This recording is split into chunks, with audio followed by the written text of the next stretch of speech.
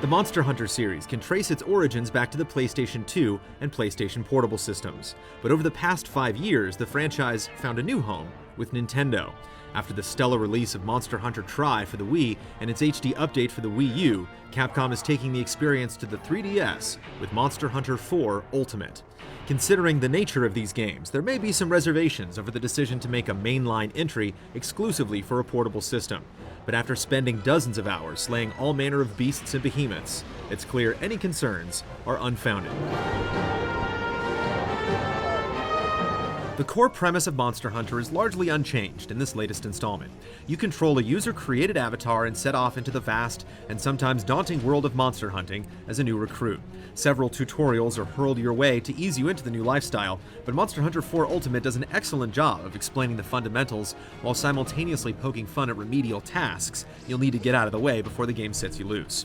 Even the opening moments are more eventful than usual, with a trial by fire sequence that's far more intense than openings found in more recent entries.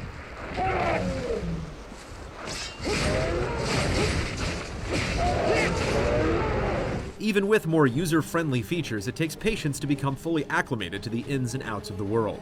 However, after roughly an hour or so, the game lets you tackle increasingly challenging hunts.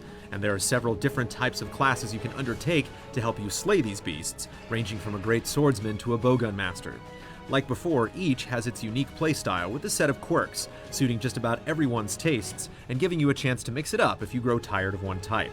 You can even bring along a feline companion to make the trek more manageable. Those worrying about the series' reputation for frustrating camera work can rest easier knowing that the game supports the Circle Pad Pro add-on for dual analog support, and you can play it on the new 3DS XL to take advantage of the new analog nub. If you're playing it without dual analog support, the bottom screen supports a virtual D-pad that can be utilized for camera control. Not to mention, for larger monsters, there's a lock-on mechanic where at any time you can focus the camera angle back on your target, allowing you to keep better tabs on your mark.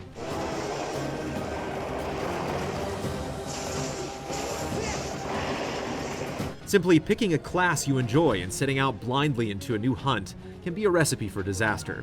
Progression in Monster Hunter has always been dictated by avoiding biting off more than you can chew. You have to put in the work to move forward, which involves slaying beasts at your current skill level to harvest their raw materials, and gathering other precious minerals and resources to forge new gear or enhance your existing weapon and getup. It's a slow process that equates to a grind, but the monsters you encounter are exciting and diverse enough to keep you hooked.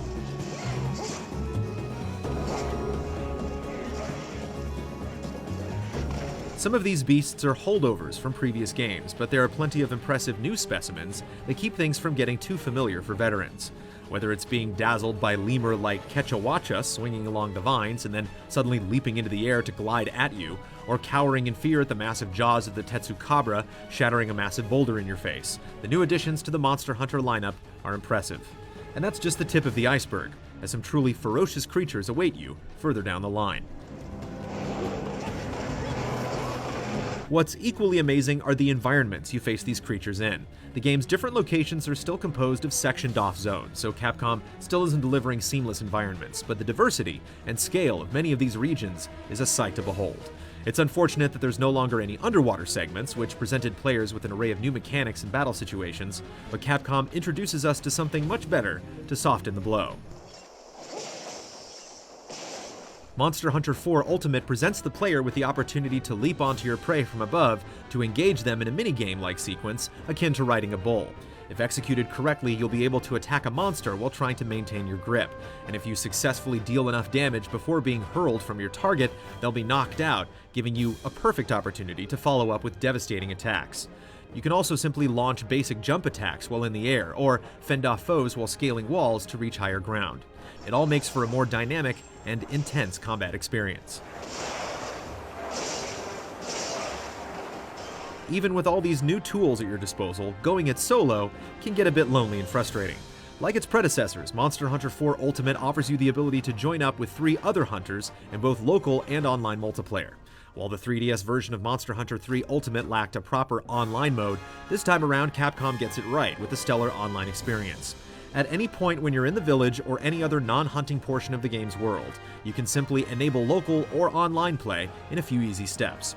Setting up a group or joining one is incredibly easy too. The only real drawback is the lack of voice chat, but you can at least use a virtual keyboard to communicate with your teammates. Monster Hunter 4 Ultimate is not only the best portable entry in the series, but quite possibly the best installment period. With its user-friendly approach coupled with a solid online experience, brilliant new mechanics, even more intimidating monsters, and impressive environments, this is one of the better games to grace the 3DS handheld.